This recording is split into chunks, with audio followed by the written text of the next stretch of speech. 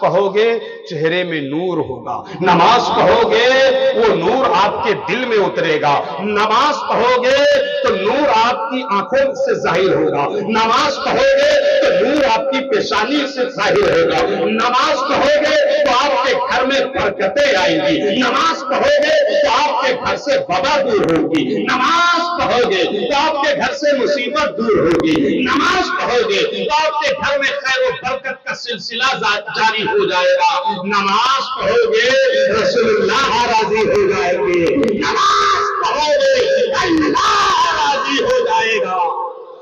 اور محبت سے اب بتاؤ، جب نماز پڑھو گے رسول اللہ راضی، اللہ راضی، اور جس سے اللہ راضی ہو جائے بولو وہ بندہ کامیاب ہوگا کہ نہیں؟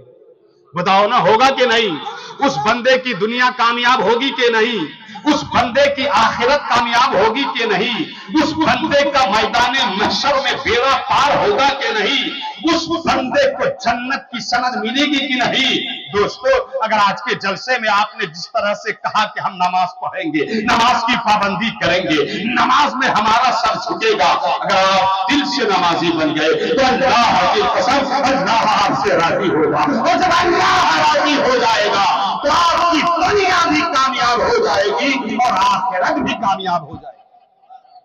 آپ بے نمازی رہو، آپ کے گھر میں آپ کی ماں بہنیں بے نمازی رہے، لاکھ جلسے کراؤ آپ کا جلسہ کامیاب نہیں ہے، لاکھ نیازیں کراؤ آپ کی نیازیں کامیاب نہیں، لاکھ مزاروں پہ جاؤ آپ کا جانا کامیابی نہیں، لاکھ پیروں کے ہاتھ چومو آپ کا ہاتھ چومنا کامیابی نہیں، آپ نمازی نہ بنو اور مسجد کو سونا اور چاندی کا بنا دو، کامیابی نہیں۔ مسجد جھوپڑی کی رہے مگر آپ نمازی بنو، آپ کا بھائی نمازی بنے، آپ کا بیٹا نمازی بنے، آپ کی بیوی نمازی بنے، آپ کی بہنہ نمازی بنے، آپ کی بیٹی نمازی بنے، تو انشاءاللہ نماز کی برکت سے آپ بھی کامیاب، آپ کے گھر والے بھی کامیاب۔ زور سے بولو، بے نمازی سے اللہ ناراض ہوتا ہے، بے نمازی سے رسول اللہ ناراض ہوتے ہیں، بے نمازی سے صحابہ ناراض ہوتے ہیں، بے نمازی سے چہرے کا نور ختم ہوتا ہے، بے نمازی سے اللہ کے فرشتے ناراض ہوتے ہیں، بے نمازی پر اللہ کی لعنت برستی ہے۔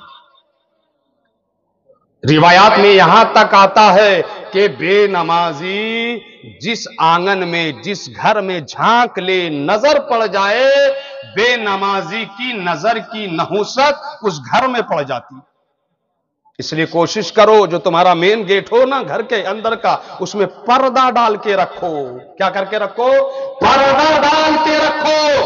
جہاں پردہ کا پردہ ہے، حجاب ہے، وہیں ایک فائدہ یہ ہے کہ بے نمازی کی ڈائریکٹ نظر آپ کے گھر میں نہیں پڑے گی، اور جب گھر میں بے نمازی کی نظر نہیں پڑے گی تو آپ کا گھر اور گھر والے بے نمازی کی نحوست سے بچے رہیں گے۔ بے نمازی سے زمین کانپتی ہے، بے نمازی سے آسمان کانپتا ہے، بے نمازی سے فرشتے کا ناراض ہوتے ہیں، یہاں تک کہ پیرے پیرا میرے میرا غوثے جیلا قطب ربانی محبوب سبحانی شیخ عبدالقادر جیلانی نور اللہ مرقدہ النورانی، جنہیں آپ بڑے پیر کہتے ہیں، سرکار بغداد کہتے ہیں، جسے قطب الافاق کہا جاتا ہے، جنہیں قطب الافاق کہا جاتا ہے، قطب الافاق کہا جاتا ہے،